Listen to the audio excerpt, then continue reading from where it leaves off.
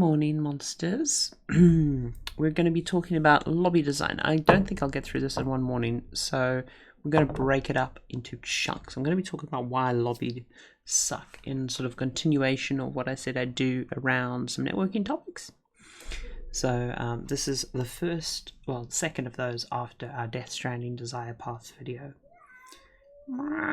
That's my cat in the background. You might hear him a few times.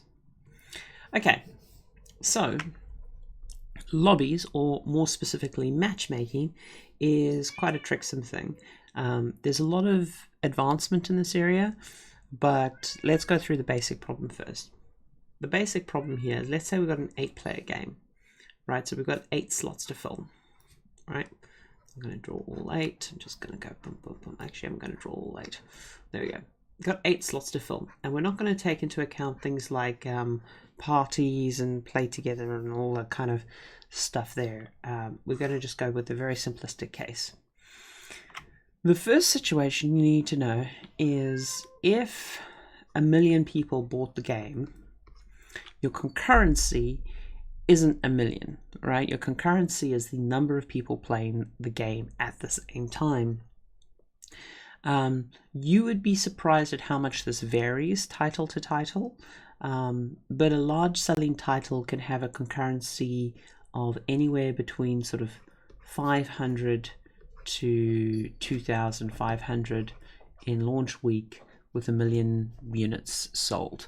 Now this can this can spike really high with some games, depending on how sticky they are. These are like thumbsuck numbers from a whole bunch of titles that I've dealt with. Don't read anything too much into them. The other thing with these, and if you look at sort of graphs of Twitch concurrency and other sort of concurrency that's public out there, the typical concurrency graph looks something like that. And here's the part that sucks. For most games that are UK, US dominant, your peak window here is anywhere between 11 and 3 in the morning GMT time, because basically what happens is Europe comes online, starts playing in the evening, and then America starts coming on, and you have this peak where Europe and America are on, and then you sort of tail out to America. And generally speaking, Asia doesn't make as big a dent. And if you do have China-specific servers, they usually have to be located inside of China, because China's a pain in the neck. So despite a lot of people buying your game, your concurrency numbers, as I say, can be those aren't low numbers, but when you look at them, they're relatively low. And they're the numbers that we're going to kind of be working around. And as I say, if you're looking at an off hour, so let's say this is your peak of, say, 2,500, your downswing is maybe going to be as low as 700, say, right? So you get a lot of variability depending on what time of day you're playing and such, but the big thing to note is big sales numbers translate to lower concurrency numbers than people think. Now, concurrency numbers have this way of sort of snowballing when you've got like a Call of Duty launch or something massive, and things get really crazy. But anyway, these are guideline numbers for us to work with. So we want to fill 8-player games, right? This sounds really quick and easy. Why doesn't this happen almost instantaneously? Well, there's a few stages to the problem. To get into a game, first of all, someone has to boot. Okay. And I'm going to include get to the matchmaking section and all that kind of stuff. They have to express an intent to play, basically. So like, now I want to play multiplayer, right? At that point, they then need to load up the specific assets, okay? And at the same time, we need to start doing the queue. Now, if we're really inefficient, we start doing the queue after the load, but that's very rare. That's very, very rare. So this is when actually, I'm not going to draw it like that. I'm going to draw it like this is when the server now knows to start queuing them, right? They've now loaded up. Now, worst case scenario, traditional lobby design, which is what we're going to talk about now, this is when you're waiting on a menu, right? this is here you in a menu waiting for people. Okay, there might be some config and stuff in this stage, but we're going to assume that it's pretty chill. Once you have everyone together, so your queue phase has ended, right? You then, assuming that one of the things you can configure in this is the level that you're going to play, have load time here. And now remember, this is particularly bad for PC games because your load time for every player could be different, and it's who's ever last, and now you're playing the game. Right. Now, we can talk about our matchmaking policies and our like queue design and stuff, but realistically what the player is thinking about is this time to this time. That is the UX, right? That's what's in the player's mind. So we often think about network matchmaking in these sort of terms as network engineers and designers and stuff, but the player is really thinking from there to there. And it gets worse, right? So in this land, right, where we have 500 to 2,500, and we're trying to get 8 players. Let's say that we have 3 modes. Let's say we have our PvP mode, our PvE mode, and then let's say we have like a raid mode, right? I'm keeping this relatively simple. Not even going to include matches, levels, sorry. We're going to assume that we're star matching on levels, right? In this scenario, you take your, let's say that we're going for the 2,500 number. Let's be optimistic, right? And let's say that we've got 1,000 in PvP, we've got 500 here, and we've got 1,000 in raid mode. So that can already trim down our slots. Now, the other thing you need to think about is session time, right? So if a game, now these all have different session times, but if your game session time is, let's just actually slot in another thing.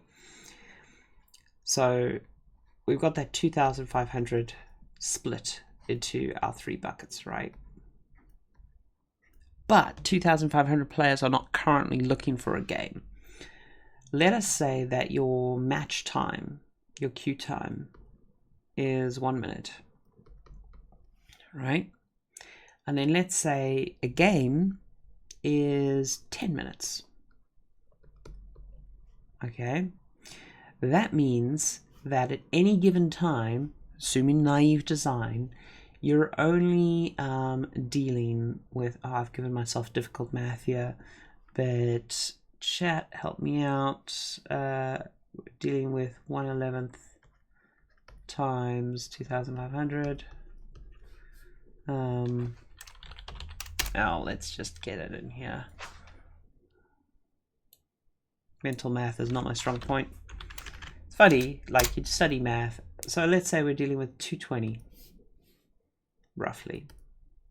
I'll do the line roughly equals. Thank you so much, chat. 227. Right, okay, 227. Okay. So 227 divided by the different buckets, that means you're trying to match up in a particular mode with sort of less than 90 players, approximately. Now, it gets harder. You've now got a thing that we call NAT 123. I'm not going to go hugely into NAT design stuff and punch through at the moment, but basically you are people who are open, who are going to match with anyone. They can talk to anyone. You've got people who are limited, and they can speak to other people who are limited sometimes, and they can definitely speak to people who are open, but they often have trouble with strict NAT, and they will sometimes have trouble network address translation is what NAT stands for. Basically what happens with NAT, and it's very quick just to explain it, you have what we call a quad or an IP address that represents who you are. And there's not enough of these to go around in the world, right? Because this is just 250. This is 0 to 255. This is 0 to 255. This is 0 to 255. This is 0 to 255. I can do the math, but there's not enough of those to go around the world. This is IPv4. And IPv6 actually solves this. But the problem is that even when IPv6 solves this, some schools, enterprise lands, buildings and stuff will still have network address systems because it sucks. It's a big problem in the internet. But basically, out of these, the important thing to come back to is out of these 90 people, they can't all talk to each other, right? So there's just a hard block there where they can't all talk to each other. So now not only do we have, going back to this concurrency split, right? So we've already gone down there. We then have this bloated load time, which includes load time, boot time. We then are bucketing people into modes, right? And then we have this issue where not everyone can talk to each other. And then, of course, it gets worse because even at our peak time, if we're dealing with, I'm just going to go, there's the US, right? The squiggles. It's wearing the Canada hat. Okay. And then we got little UK over here, we got Europe, we got the rest of Asia, we got China, which is just a big blockout zone, we got Japan. Africa really doesn't feature because Africa's internet sucks and it's really, really sad. Ooh, Madagascar. Really, really sad how much South Africa's internet sucks. Well, Africa's internet generally, but South Africa, where I grew up especially, has terrible internet, and that comes down to because people, and I'll speak to this in a sec, and hidden behind me here is Australia, and Australia gets a really raw deal, and we've got India and blah blah blah. Terrible world map, whatever. But it's good enough to illustrate what I'm going to speak about.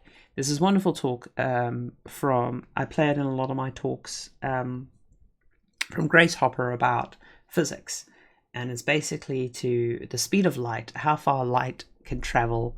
And light, extremely fast. Electricity and everything is a bit slower, but light and vacuum travels really, really fast. And how far can light travel in a nanosecond, right? And it turns out it's no time, not very. You can get light travels in a nanosecond about the distance between my fingers, right? It's tiny, really, really tiny. So in a millisecond, which is 1,000 nanoseconds, you can get something like a coiled wire of rope on your thing. But here's the thing: everyone thinks about the internet when they draw pictures of the internet. Draw pictures of the internet like this wonderful web, and they do that. That is bullshit. Basically, pictures of the internet. There's sort of New York, there's California, there's London. You've got Japan there, and you've got sort of Hong Kong there. And what actually happens is you've got transatlantic cables. This connection here, super fucking strong. Lots of cables there. You've got a weak ass cable that comes down sort of along the coast down to Cape Town here. You've got a few cables that run along, connect up India, connect up Egypt, and a bunch of Arabic countries here. You've got a whole bunch of stuff that goes to the Philippines, and then you go through to Japan, China. You do have some overland cables, but these are very sparse, and because of countries and stuff, it becomes a problem. And then you've got a pretty good line between the East Coast and Japan, so Japan's actually pretty good with connecting up. And then again, Australia behind me here, poor Aussie, is fucked as well, because Australia has the same problem where Australia wants to sort of get up into Japan. And that's why Australia tends to be on these things. And so the distance you have to travel, the physical distance you have to travel here is a problem. And the other issue is server cost, right? Because servers are cheap here. They're super cheap here. They're pretty reasonable here. Like there's a lot of London-based servers. London's pretty fucking huge for servers. There's some Irish servers as well for Amazon and stuff, but this is your main area where like stupid amount of servers is placed because they're cheap, and you generally place a few in New York and London, like if those are sort of the defaults for people to use. But now you're starting to see this problem where there is these cables. The southern hemisphere generally is fucked, because to get north to south and south to north is a huge thing, right? And you've got, as I said, these big lines up here. So now to go back to the problem we had here. So we got this sort of subset of people. We've split them into buckets. So we've got the long load time. We've split them into buckets. Not everyone can talk to everyone. And then there's these latency issues, right? So we've gone down from sort of the 2,500 down into the buckets. Okay. You've got the wait times there. Then you've got the match split, right? So this is the 1 versus the 10-minute match time split. Okay. Then you've got the nat split. Oh, what the fuck? What did I push there? I pushed something there and I don't know what. I think I pushed the zoom. There we go. There we go. Cool.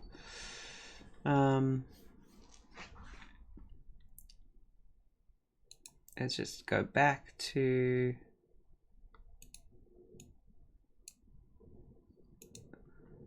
what? Oh, there we go. Okay. So we got the nat split there. There we go. Back to normal. We've got the nat split there. And then we just got the fucking world doing the world's things, right? We got speed. Distance between physical places. Which translates to ping. That's what most gamers think of as ping. And everyone's like, why do you ever match me with someone who has a shit ping? And well, the truth is, because before we can, because this is roughly the order in which we can consider things. I've been very intentional in the order I've laid this out. But ping is the last element of all of these we can consider. And then, if you're really, really, really lucky, you can do things like friend matching and preferences, and you can have cake. And oh my god, isn't cake wonderful? And some players really expect this as a feature set. And then you've also got things like block lists to take into account, right? And none of this can be taken into account until you have worked through all of these stages. Now, some of these problems we can magic away, and I'll be talking about some methods to magic them away with good lobby design. But here's the thing that really sucks to me, the sort of number one problem. The number one problem is for so many people, while they're experiencing all of this, they are experiencing a menu screen. And that is just dull. And what's worse is they may be experiencing menu screen with voice chat. And they just have the worst time because they're listening to this understandably bored and frustrated fellow gamer basically going, guys, this menu screen sucks. And I have been on here for some stupid long time. And we're not even talking about an indie game. We're not even talking about a game with a smaller population. This is just the basic problem. So, what can we solve and what can't we solve? I'm tempted to change colors up here, but I'm going to keep it to black and white for now to keep simple. This number here is probably the one that most teams try to solve because it's extremely hard to solve, but it's also the one that like a lot of developers feel, not that it's out of their control, but it feels like if we get more players, or just generally the community's like, if we get more players, because frankly, once the game is near shipping or once the game is shipped, basically one of the only things you can do is let's get more players. Bucketing up modes. So we'll talk about this in more detail, but in your design, you need to be careful not to bucket your queues like this. As much as possible, you want people to express a preference, but not the only thing. And you want people to sort of work. Like if you can solve this stage here after you've done all this matching, that's great. But general traditional design puts this up front, because if I load the game and I want to play PvP, don't put me in a PvE, and if I want to play PvE, don't put me in PvP. So there's some settings you can move to the back, and you should move as many as those to the back. But basically, you can see how expensive this early bucketing on is, and you'd be amazed at how many games still do this as their first thing. And from a player point of view, what a lot of games will do, because they'll wuss out, is they'll say to your players, do me a quick match, right? And that'll basically just be like a star here. A quick match will be like their get out of jail free card, because they'll be like, match me to any game possible. You would be amazed at how many players will go custom match, because I desperately want to play a custom match.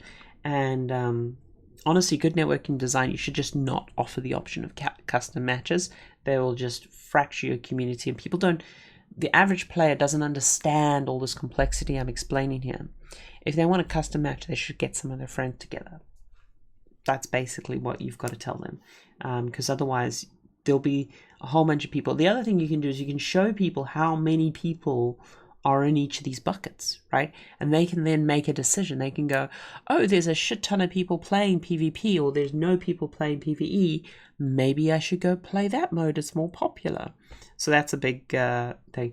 It can also mean that some modes get killed just due to herd mentality, but that happens even if you don't show the numbers. So it's worth showing the numbers. Give people that decision.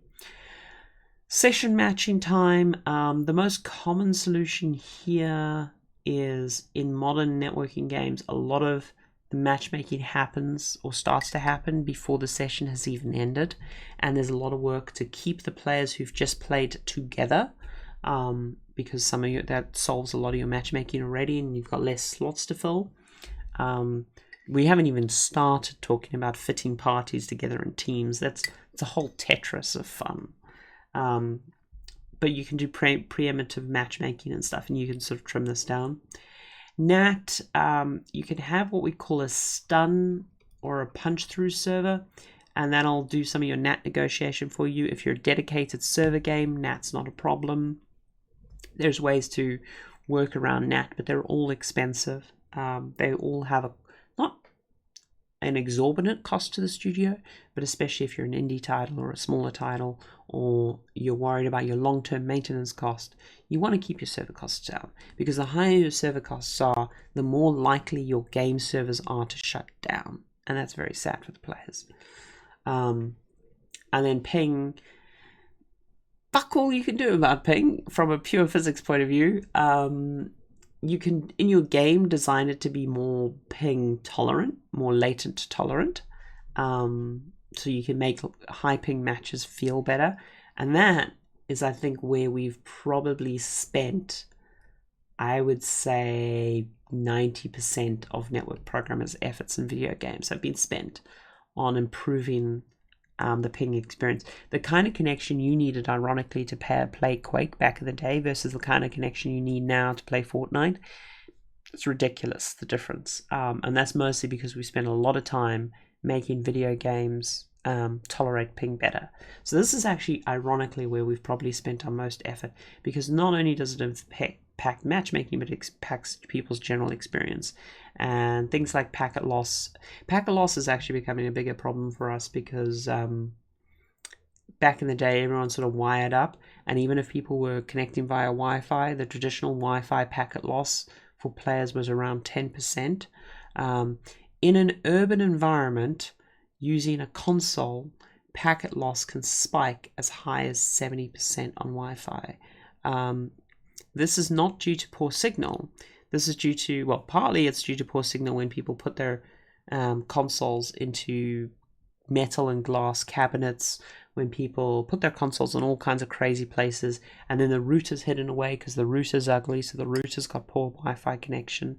And then how's this solved? Well, every ISP basically sells their router with a multi-channel connection, max voltage, flooding the airwaves, and in an urban environment there's only a limited number of channels and everyone's screaming on top of each other, and so naturally it's hard to hear yourself think.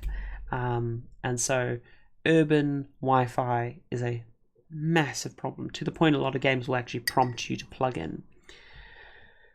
Social design, honestly, it's out of scope. We'll talk about it maybe in one of our later talks, but social design's another way. So I think there are things I can talk about, because I've spent a large part of my career talking about this stuff. There's things I can talk about making this queue experience better, and I will touch on it slightly.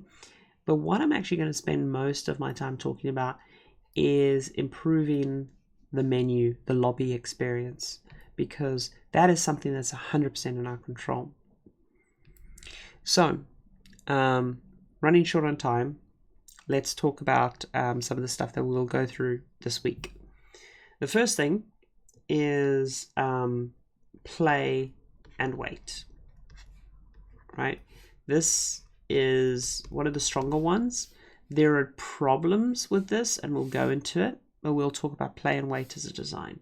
So this is basically looking for group tools.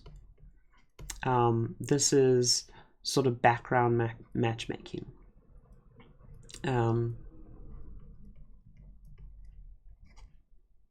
Now, we'll go into the benefits and the downsides in that. The second thing we'll do is playable lobbies.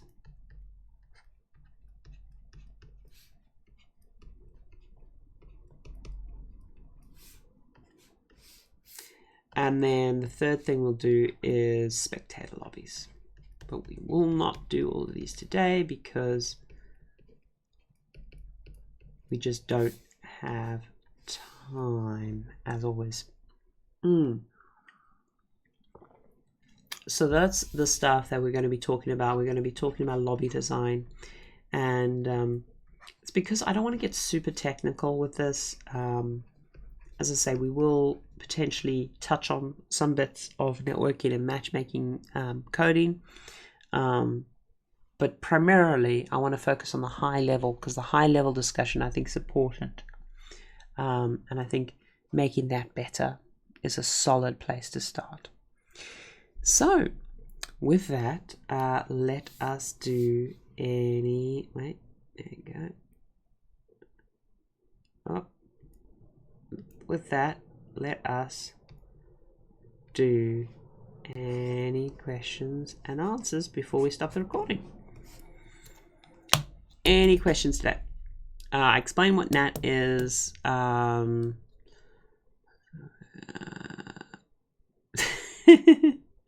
Yeah, anthropomorphize. Okay. Yeah, explain what NAT is, and as I say, we'll go into the various lobby design stuff later. Right. If you guys have any questions on YouTube, drop them in below. As I say, we'll be doing multiple videos through this week on this, so it'll be an ongoing topic. But if you want to watch live, it's in the mornings on Twitch. Okay, with that, ta-ta monsters.